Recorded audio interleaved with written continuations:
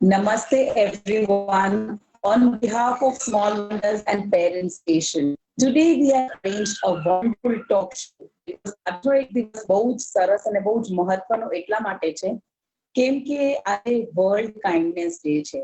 Otherwise તો આપણે કેટલા બધા ડે સેલિબ્રેટ કરતા હોઈએ ઓલ રાઉન્ડ ધ યર, પણ આ દિવસ એવો છે કે જે ખરેખર બધાએ સેલિબ્રેટ કરવો જ જોઈએ. અને જ્યારે આપણે વર્લ્ડ કાઇન્ડનેસ ડે ની વાત કરતા હોઈએ અને સ્પેસિફિકલી કાઇન્ડનેસ ની વાત કરતા હોઈએ તો ભાવનગરમાં એક બહુ જ જાણીતા વ્યક્તિત્વ છે કે જેને જો કાઇન્ડનેસ નું નામ લઈએ તો સૌથી પહેલું મારી દ્રષ્ટિએ એમનું નામ આવે. તો આજે એ આપણી સાથે લાઈવ જોડાયા છે શ્રી નિશિતભાઈ મહેતા. નિશિતભાઈ મહેતા, હું આપનું ખૂબ ખૂબ સ્વાગત કરું છું આ તબક્કે.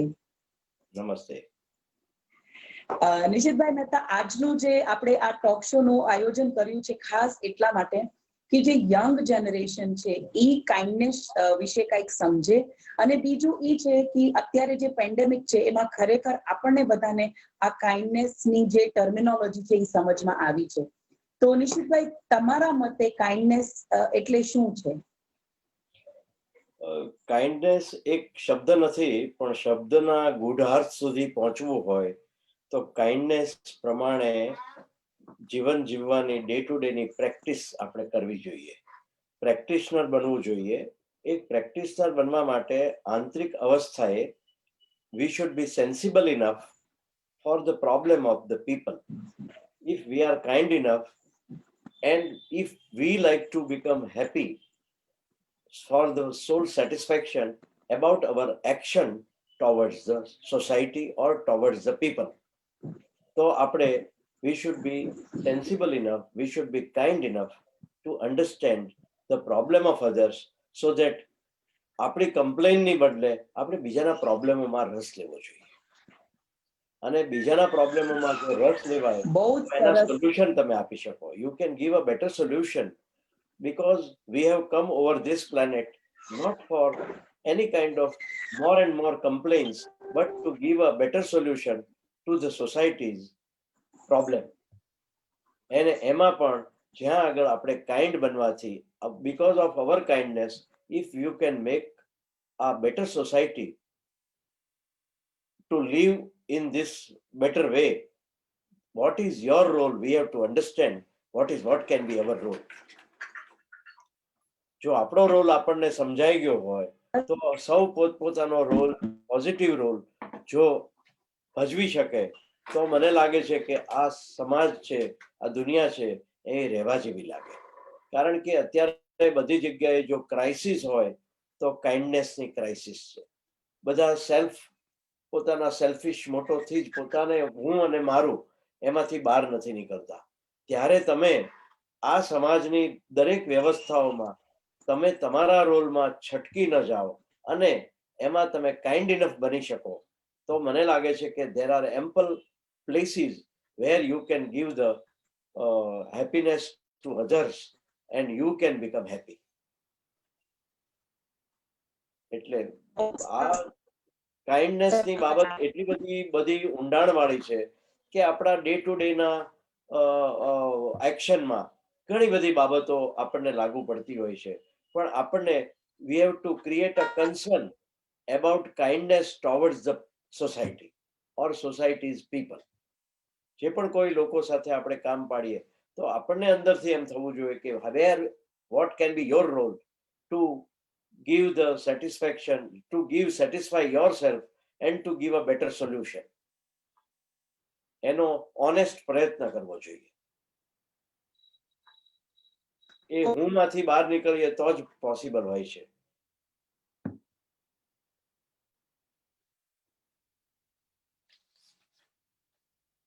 તમને I think you are hearing. આમાં કઈ પ્રોબ્લેમ તો છે?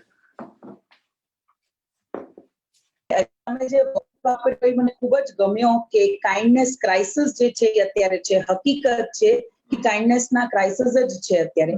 નિશિતભાઈ, મારો બીજો સવાલ ઈ છે જે તમે થોડો ઘણો તો એનો રિપ્લાય આપ્યો જ, પણ કાઇન્ડનેસ શું કામ એટલી બધી જરૂરી છે આપણા બધા માટે? કાઇન્ડનેસ શું કામ જરૂરી છે? ઈ ટ્રેટ શું કામ આપણામાં હોવો જોઈએ? કારણ કે કાઇન્ડનેસ એક એવી બાબત છે કે આપણે હું માંથી આપણી જાતનું વિસ્તૃતીકરણ કરવું હોય, સમત્વ દ્રષ્ટિને સમત્વ ભાવ લાવવો હોય, અને બીજા છે એ બીજા કોઈ નથી પણ આપણા જ માયલા છે એવું તમારે તમારી રીતે ફ્લરિશ થવું હોય તો તમને કાઇન્ડ બનવું જોઈએ. કારણ કે આજને દિવસે કોઈ બાળક છે એ 5 વર્ષનો છે, 10 વર્ષનો છે, પણ એનો ઇન્ટરનલ ગ્રોથ કરવો હોય તો આ કાઇન્ડનેસની જરૂર પડવાની છે.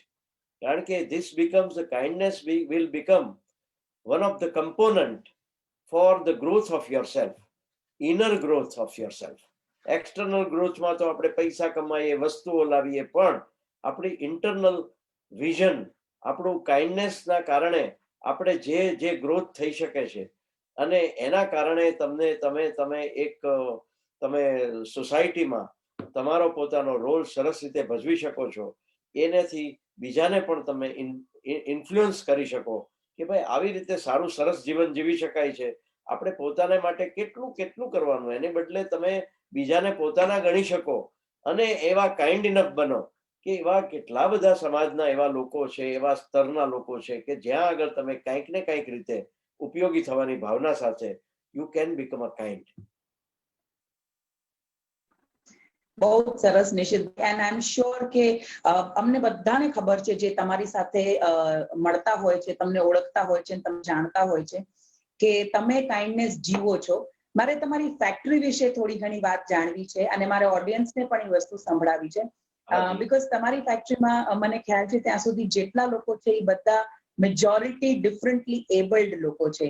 તો એના વિશે મારે થોડી ચર્ચા કરવી છે. નિશિતભાઈ, કેમ તમને આવો વિચાર આવ્યો? એકચ્યુઅલી શું છે કે મેં મારી બિઝનેસનું બધું શરૂ કર્યું 1971માં, 50 વર્ષ થયા. માઇક્રોસાઇનનો જન્મ થયો 1978માં.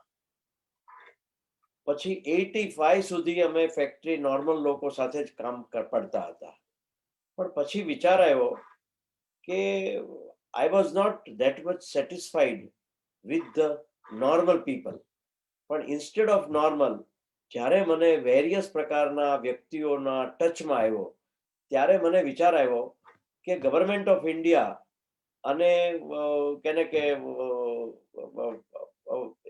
95માં એક એવો કાયદો લાવ્યા કે equal opportunity to the differently abled people. એટલે આવા ડિફરન્ટલી એબલ્ડ લોકો, ડિસેબલ લોકો, વેરિયસ પ્રકારની ડિસેબિલિટી સાથે જીવી રહ્યા છે, એને કોઈ અપનાવતું નથી, એડપ્ટ નથી કરતું. એડપ્ટ કરીને એને મોટિવેટ કરીને એને શું કરી શકે એમ છે એવું જાણવાનો પણ કોઈએ પ્રયત્ન નથી કર્યો. આ પગ નથી એટલે લંગડો છે, આને આંખ નથી એટલે આ છે, આ બોલી નથી શકતો તો બોબડો છે. પણ એની પાસેથી કોઈ પણ ડિસેબિલિટી હોય, હકીકતે કુદરતનું વિજ્ઞાન એવું છે કે દરેક વ્યક્તિ over this planet with some કેને કે કોઈ પણ પ્રકારની એબિલિટી સાથે જ અહીંયા આવ્યો હોય છે. પણ આપણે ડિસેબિલિટીની પછવાડેની એબિલિટી શોધવાનો, ડિસ્કવર કરવાનો પ્રયત્ન કરીએ તો તમને સમજાય ને. પણ એ સમજવા માટે તમારું તટસ્થતાપણું જોવે, તમારી ઓપનનેસ જોવે, તમને તમારામાં કોઈ પૂર્વગ્રહ ન જોવે, કોઈ કોમ્પ્લેક્શન ન હોય, તો તમે એના ઉપર પ્રયોગ કરી શકો કે how far this person can be suitable at this place. કોઈ પણ ફેક્ટરી ચાલતી હોય છે તો એની અંદર ઓછામાં ઓછા 5-7 પ્રકારના અલગ અલગ વિભાગો હોય છે કે જેમાં કેટલી બધી એવી જગ્યા હોય છે કે જ્યાં આગળ તમારે પગની જ જરૂર ન હોય, તો એને એવી જ જગ્યાએ મૂકો કે જ્યાં ઓર્થોપેડિકલી હેન્ડીકેપ હોય. પણ એની જગ્યાએ એના હાથમાં, એના આંખમાં, એના ટેમ્પરામેન્ટમાં એની એબિલિટી એટલી બધી છુપાયેલી હોય છે કે they would be able to prove where they are the best, because they will be always in competition with the normal people. But when they will come with the normal people, they will always feel that we have to prove how we are the best one, or how we can be absorbed by the normal society because of their ability. અને એના કારણે અમારા normal લોકો સાથે પણ આ લોકો બહુ જ સુંદર રીતે સમાવેશ થઈને પોતાની જાતને પ્રૂવ કરી શક્યા છે કે they are ultimately good enough to absorb them in the mainstream where the normal people are also working, how they would be able to give work to the satisfaction level what is required. અને એ લોકો પોતાની એબિલિટીને, ડિસેબિલિટીની પછવાડે પડેલી એબિલિટીને એ લોકો opportunity મળે છે ત્યારે એ લોકો એટલું સુંદર રીતે પ્રૂવ કરતા હોય છે.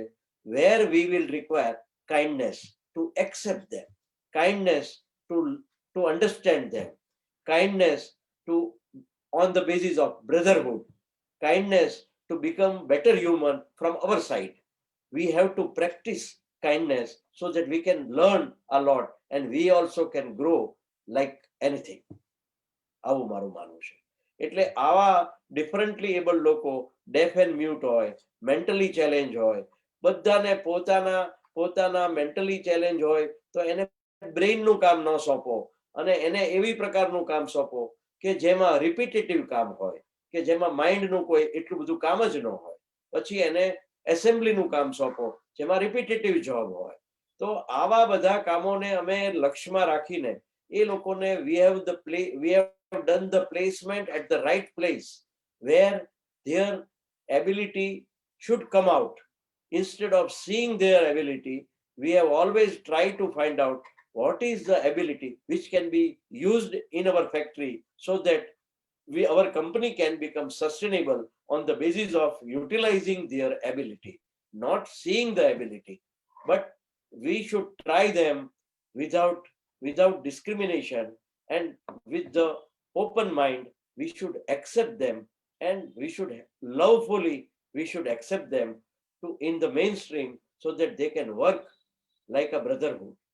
And we have to work like a trustee, not as a we are honor.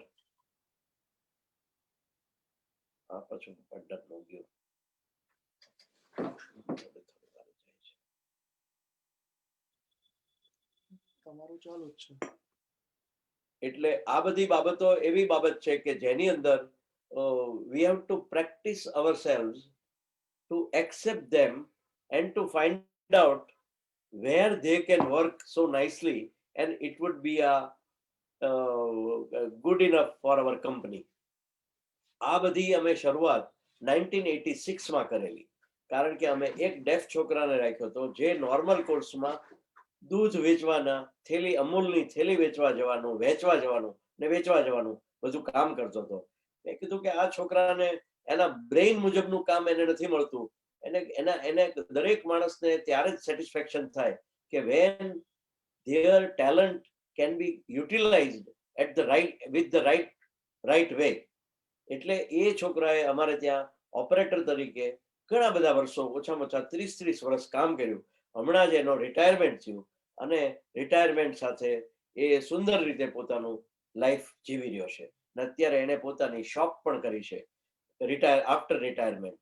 અને એને પીએફનું, ઈએસઆઈનું બધાનું જ કવરેજ, એને સર્વિસનું બધું જ કવરેજ અમે એને આપ્યું હતું.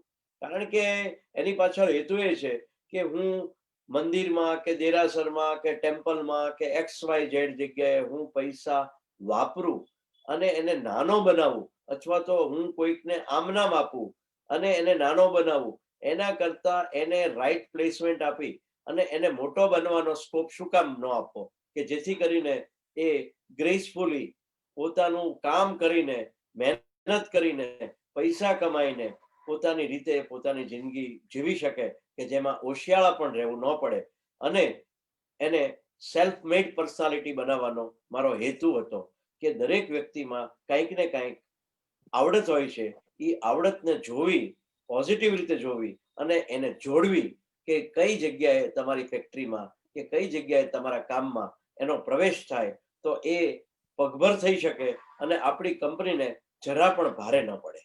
એટલે આવા પ્રયત્નો રૂપે અમે ઘણા બધા લોકોને, લગભગ 30-35 જણાને અમે ગોઠવેલા છે, પણ બધા સુંદર રીતે કામ કરે છે. અને આઈ એમ વેરી મચ સેટિસ્ફાઈડ.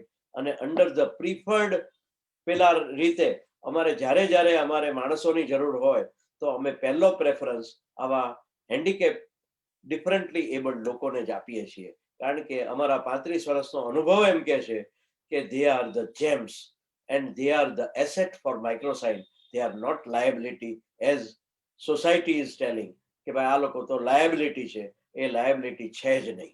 અને અમારી ISO TS ક્વોલિફાઈડ કંપની છે કે જેમાં એરોસ્પેસથી માંડી, ડિફેન્સથી માંડી, ટાટા મોટર્સથી માંડી ને ઓટોમોબાઈલના સેગમેન્ટમાં બધી જ જગ્યાએ માલ સપ્લાય થાય છે. અને યોગ્ય જગ્યા હોય આવા વેરિયસ પ્રકારના ડિફરન્ટલી એબલ્ડ લોકો કામ કરી અને 4 ચાંદ લગાવવાનું કામ માઇક્રોસાઇનને મળ્યું હોય તો આવા ઇન્ટિગ્રેટેડ વર્કફોર્સના કારણે પોસિબલ બન્યું છે. ને ઇન્ટિગ્રેટેડ વર્કફોર્સમાં આવા ડિફરન્ટલી એબલ્ડ લોકો પછી ડેફ એન્ડ મ્યુટ હોય તો 1 કરોડનું મશીન પણ, જાપાનીઝ મશીન પણ એ ચલાવી શકતા હોય છે. અને એમાં અમે સેટિસ્ફાઈડ છીએ, કારણ કે આ લોકોની એબિલિટીને તમે જો મોટિવેટ કરી શકો અને એનો યોગ્ય જગ્યાએ ઉપયોગ કરી શકો અને જો એવું કરી શકો તો એનાથી વધારે સારું એક કે નથી હોતું. પણ અમારો નોર્મલ સ્ટાફ પણ એને ખૂબ હેલ્પલાઇન આપે છે. એનું કારણ એ છે કે હું એવા એકલો કાઇન્ડ હોવું એ જરૂરી નથી, પણ અમારો નોર્મલ સ્ટાફ એટલો સરસ રીતે કાઇન્ડ ઇનફ છે કે they are supporting our vision. It is a vision of microsign and everybody are adapting and accepting this vision to work under integrated workforce. એટલે ઇન્ક્લુઝિવનેસ રિયાલિટીમાં અમારે ત્યાં 33 વર્ષથી પ્રેક્ટિસ કરાય છે અને વી આર વેરી હેપી. અને એના માટે થઈને IIM જેવામાં કેસ સ્ટડી થયા છે અને એના ઉપર બધાને IIMમાં જે ભણવા જતા હોય એમાં HR ના ઇનોવેશન ઉપર ઘણા બધા લોકોને આ કેસ સ્ટડી ઉપર ઘણું બધું શીખવા મળે છે. બહુ જ સરસ નિશિતભાઈ, બહુ જ આ એકદમ પ્રેરણાદાયી વસ્તુ છે. મને ખ્યાલ છે કે તમને ઘણા બધા અવોર્ડ્સ મળ્યા છે, પણ મને એટલું પણ ખ્યાલ છે નિશિતભાઈ કે ઈ અવોર્ડ્સની તમને કોઈ દરકાર નથી, કેમ કે તમે કામ કરવામાં જ સમજો છો. મારો બીજો સવાલ નિશિતભાઈ ઈ છે કે showing kindness and living kindness ઈ બે અલગ વસ્તુ છે.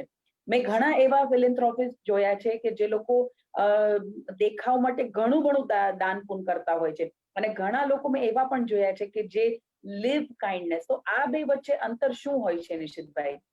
આમાં એવું છે કે ઇન્ટ્રોવર્ટનેસ અને એક્સ્ટ્રોવર્ટ. હવે જે વ્યક્તિ બહુ જ ઇન્ટ્રોવર્ટ હોય એને એક્સ્ટ્રોવર્ટ થવામાં બહુ આનંદ એટલા માટે ન આવે કે એને એન્કેશ કરવામાં રસ ન હોય. અને બીજું એ છે કે એક્સ્ટ્રોવર્ટ છે એ શરૂઆતમાં અમારી જેવા પણ એક્સ્ટ્રોવર્ટ હોઈએ, પણ પછી ધીમે ધીમે એમ થાય કે આઈ એમ સેટિસ્ફાઈડ, મારે હવે બહુ કાંઈ એનામાંથી કાંઈ મેળવી લેવું છે. અત્યારે રાષ્ટ્રપતિનો આ મળ્યો એટલે હાલો ભાઈ ફટાફટ બધી જગ્યાએ ફોટા આવવા જવા મળે, આવું જ થવું જોઈએ, આમ થવું જોઈએ. એ પણ એની ઈ તરસ હવે રહી ન હોય, પણ એના બદલે તમને જીવવામાં જ રસ હોય. એટલે જીવવું આ એક બાબત છે. અને એ ઓલામાં સેટિસ્ફેક્શન મળી જાય પછી તમને ઘણી વાર બંધ થઈ જાય, માણસ કામ કરતો જ બંધ થઈ જાય. પણ મને પોતાને એવું છે કે મને પોતાને જીવવામાં જ વધારે રસ હોય છે, કારણ કે જીવવું એ અમલીકરણ કરવાની વાત છે કે જે તમને સતત રીતે તમારે યંગ રહેવું હોય તો તમારે હંમેશા કાઇન્ડ ઇનફ બનવું અને બી ગુડ ઇનફ, કાઇન્ડ ઇનફ. અને તમે જે લખો છો, વાંચો છો અને જીવો છો એ પરફેક્ટલી એ ટ્યુનમાં હોવું જોઈએ. અને એના માટે થઈને કોઈ અંદરની અવસ્થા એવી ન હોવી જોઈએ કે somebody will appreciate, then only I will do. But somebody means what? If you are satisfied with yourself, nobody is required to motivate you because you are motivated personality. You are not required any kind of motivation. અને કદાચ કોઈક વાર કંઈક અચાનક મળી ગયું કે ભાઈ સ્ટાર પ્લસ ઉપર તમારું આવવાનું છે અને આવી રીતે લઈ ગયા છે, ઇટ્સ ઓકે.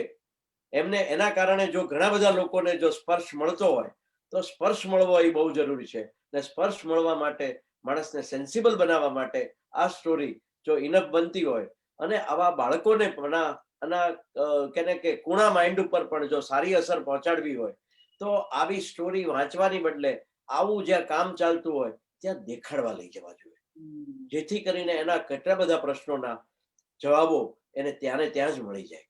એના કારણે એના મન ઉપર એક કાઇન્ડનેસનું પ્રતિબિંબ શું કહેવાય, સાચું પ્રતિબિંબ શું કહેવાય, એ જોયેલું ને જાણેલું બને. જેમ અખંડ આનંદમાં આવતું હતું, જોયેલું ને જાણેલું. એટલે what I C that I believe.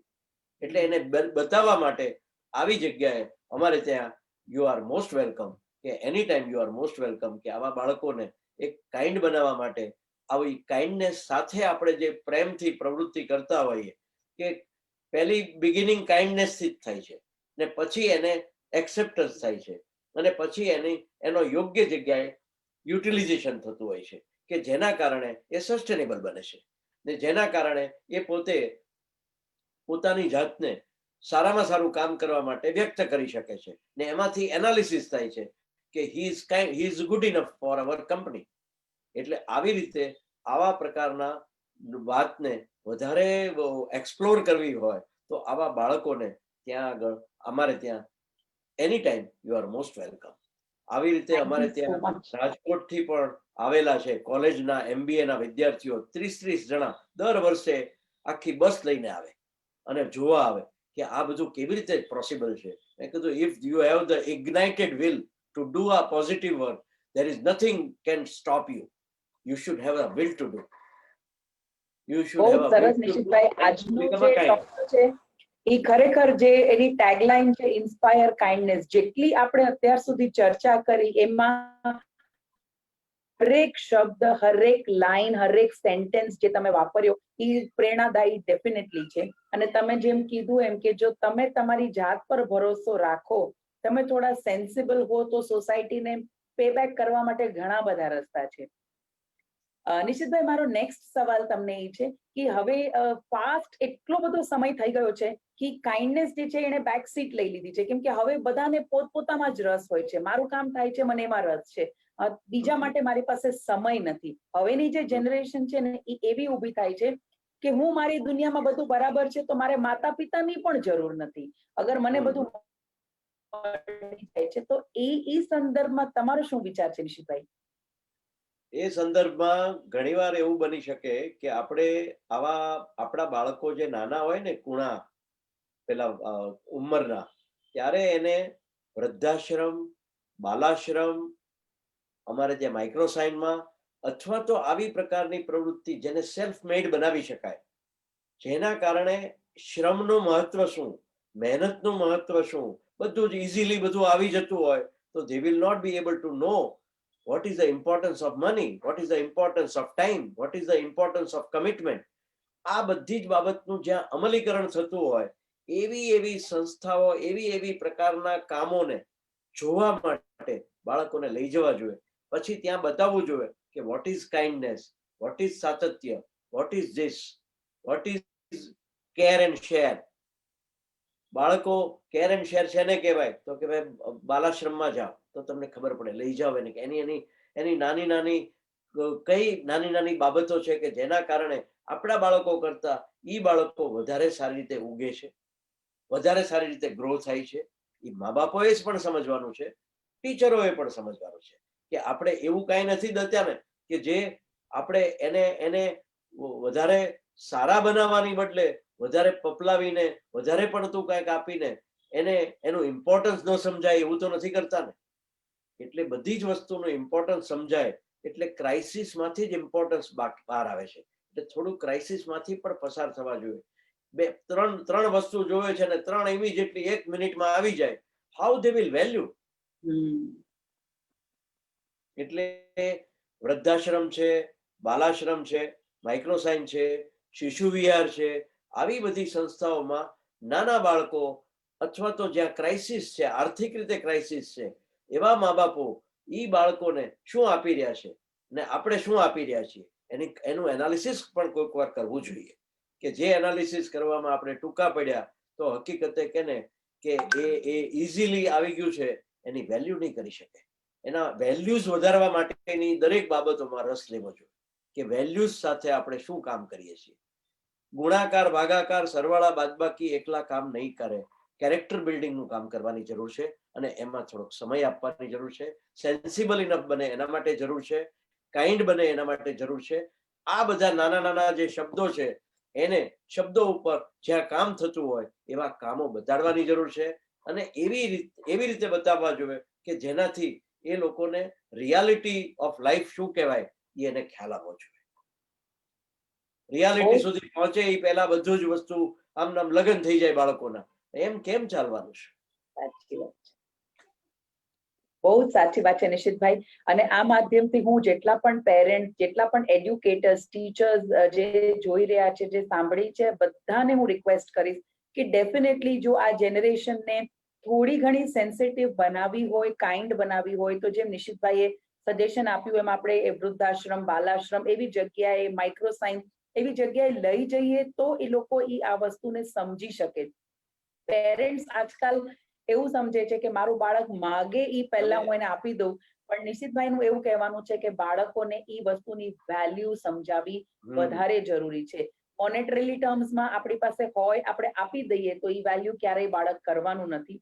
એટલે it's very important for all of us to understand this very very clearly.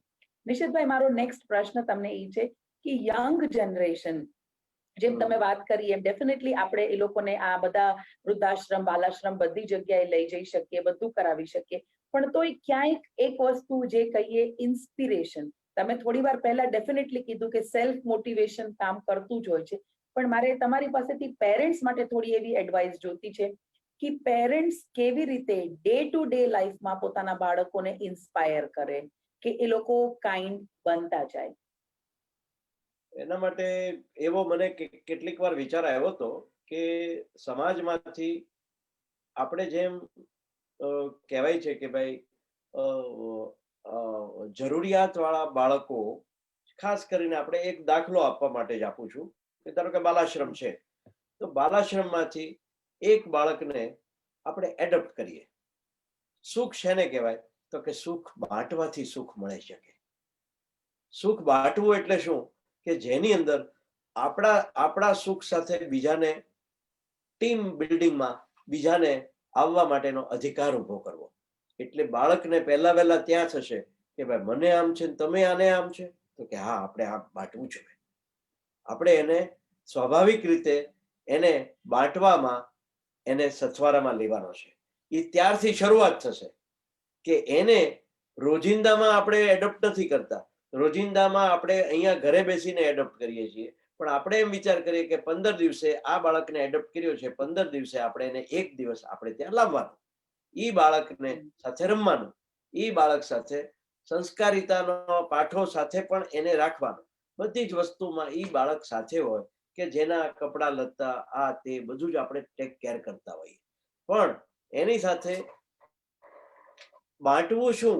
એકબીજાની પાસેથી બાળક હોય તો એને બાંટવાની ટેવ ક્યારથી પાડશો? તો કે આવું કાંઈક કરવાની મા બાપ શરૂઆત કરશે તો જ આવી પડી શકશે. નહીતર આપણે તો ત્યાં જવાના નથી.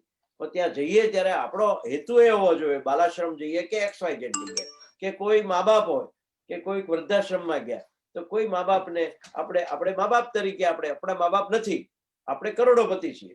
આપણે કોઈ વાર એમ વિચાર કર્યો છે કે ત્યાંથી એક મા બાપને કે કોઈક માને કે કોઈક બાપને આપણે આપણા મા બાપને યાદ કરવા છે, તો આપણે ત્યાંના મા બાપમાંથી કોઈને આપણે આપણી માં ન બનાવી શકીએ? આપણું જાતનું વિસ્તૃતીકરણ ન કરી શકીએ? એમને આપણે અઠવાડિયે 15 દિવસે એકવાર આપણે ત્યાં લાવવા જોઈએ, સવારથી સાંજ સુધી, અને પછી સાંજે આપણે પાછા મૂકવા જોઈએ. આ એડોપ્શન કેમ ન કરી શકીએ? આ વસ્તુ અમેરિકામાં થતી હોય પછી એનું જોઈને કોપી કરવાનો આપણે પ્રયત્ન કરીએ, પણ કાઇન્ડ ઇનફ હોય તો આવું બધું કોપી કરવાની જરૂર જ નથી. If we are kind enough with the vision, we can become kind. એવી જ રીતે એ બાળકને એડોપ્ટ કરી શકીએ. એને અઠવાડિયે 15 દિવસે આપણે ત્યાં બોલાવીએ, તારે શું બનવું છે, કેમ બનવું છે, એનામાં રસ લેવો જોઈએ. એનામાં રસ લઈએ, એ આપણું બાળક આપણને જોવે છે.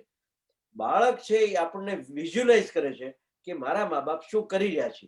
જે તમે મારા બાળકને બનાવવા માંગતા હો એવું તમે બીજા બાળકને એડોપ્ટ કરી અને તમે એની સાથે તમારો વાર્તાલાપ અને તમારું બિહેવિયર કરશો, એની અસર બાળક ઉપર 100% પડવાની છે. પણ બાળક ઉપર 100% અસરો પાડવી હશે તો તમારે ત્રીજા બાળકમાં કે બીજા કે ત્રીજા મા બાપમાં આપણા મા બાપ બનાવીને કે આપણું બાળક બનાવીને એડોપ્ટ કરીને તમારો એક સુંદર વ્યવહાર દ્વારા તમે તમારો કાઇન્ડનેસ છે પ્રેક્ટિસ કરવા માટે પણ આ કરવું જોઈએ. Kindness should be practised. Very true નિશિતભાઈ. અને બહુ જ સરસ, જ્યારે તમે આ શેર કરતા હતા ત્યારે મને એક ડાયલોગ બહુ યાદ આવે છે, એક પ્રોવર્બ કે કહાવત જેને કહેવાય, an eye for an eye will make the entire world blind. એમ તમે જેમ અત્યારે કીધું કે એક બાળકને જો આપણે એડોપ્ટ કરીએ, એમ હરેક માણસ જો એક બાળકની જવાબદારી લે ને તો આખા પૃથ્વી ઉપર કોઈ અનાથ નહીં હોય, બધા હેપીનેસથી રહી શકે. એટલે આ એક બહુ જ સરસ બોધ છે જે તમે આજે અમને આપ્યો છે. કેટલા અંશે આપણે એને લઈ જઈ શકશું એ ઇન્ડિવિજ્યુઅલ ઉપર ડિપેન્ડ કરે છે, પણ ડેફિનેટલી આ થોટ હકીકતે બહુ સરસ છે. અને જેમ તમે કીધું એમ આગલા તમારા વાક્યમાં કે કોઈ વસ્તુ ઇમ્પોસિબલ નથી. જો તમે ધારો, અત્યારે સપોઝ હું એમ વિચારું કે મારે એક બાળકને adopt કરવું છે, કેવી રીતે મારા ઘરમાં મને ફાવશે, મને કરશે, પણ જો હું એકવાર ઠાની લઉં તો એ બધા રસ્તા આપોઆપ નીકળી જ જાય છે. એટલે ડેફિનેટલી આ વસ્તુ શક્ય છે, ખાલી એક માનસિક તૈયારી અને એક જરૂરિયાતની વસ્તુ છે કે આપણે સોસાયટી માટે we have to stand up and pay back for the society. એટલે એના માટેની અંદરની પ્રબળ ઈચ્છા હોવી જોઈએ, ઇગ્નાઇટેડ ઈચ્છા હોવી જોઈએ કે આપણે ખરેખર કાંઈક બનવું છે, તો let us practice. Let us practice and children should become a witness and we have to practice. બાળક જોવાનું જ છે કે મારા મા બાપ કેટલા કાઇન્ડ છે. ઈ જેવા તમે કાઇન્ડ બનશો, ઈ કાઇન્ડ એકલા એને નથી બનવાનું, પેલા મા બાપે બતાડવાનું છે કે દે આર કાઇન્ડ ઇનફ. બહુ જ સરસ નિશિતભાઈ, મને આ પણ વસ્તુ બહુ ગમી કે જે તમે કીધી, કારણ કે હંમેશા આપણને એ વસ્તુ ખબર જ છે કે બાળક અનુકરણ કરે જ છે. એટલે આજે તમે કીધું ને એ બહુ જ સરસ મને ગમ્યું કે બાળકને શીખડાવવાની જરૂર નથી. મા બાપ જો કાઇન્ડ બને, ઓટોમેટિક બાળક ઈ જોઈને કાઇન્ડના સંસ્કાર, કાઇન્ડનેસના લઈ જ લેવાનું છે. એટલે આ ટીપ બહુ જ સરસ છે નિશિતભાઈ, કે અગર તમને બાળક પાસે કરાવવું છે તો તમે બની જાઓ. હા, એટલે એ ગોખવાની વસ્તુ નથી, એ પ્રેક્ટિસ કરવાની વસ્તુ છે. મા બાપ જ્યારે પ્રેક્ટિસ કરે છે ત્યારે વિટનેસ તરીકે કેમેરાની જેમ બાળક છે જ કે તમે શું કરી રહ્યા છો, ને જે તમે કરી રહ્યા છો એ બને છે. બહુ જ સરસ નિશિતભાઈ, બહુ સારા અને સરળ શબ્દોમાં આજે ઘણી બધી સરસ વાતો આપણે કરી. ટેકનિકલ થોડો ઇશ્યુ હતો અમારી સાઈડ પરથી, તેના માટે ખૂબ ખૂબ રિગ્રેટ છે નિશિતભાઈ. બધાને મજા આવી છે અને everybody is whoever has already enjoyed this talk, everybody are most welcome to see how we are practicing, and practice is going definitely on. Nishitbhai, definitely. Haji, haji. But thank you so much on behalf of Small Wonders and Parent Station for staying patient for the technical glitch that happened and all the kind words that you shared with us. Nishitbhai, thank you so much. Thank you very much. Namaste. Namaste. Thank you very much. So, dear audience, this was Mr. Nishit Mehta from Bhavnagar Microsign with us. I hope that આજનો જે session છે, it is very different than the sessions we normally arrange. This was just an initiative કે society ની અંદર જે kindness એ backseat લઈ લીધી છે, એને we are trying to just put it in the front seat because the generation that we are raising has to be sensitized, has to be made aware of. So I hope all the tips and all the tricks that Nishit Bhai has shared with us are going to go a long way. And with a message to be kind and inspire kindness, we end this show today. Thank you, Nishit Bhai. Thank you so much. Happy Diwali, happy Dhanteras. Namaste. Thank you, Nishit Bhai. Thank you so much. Thank you.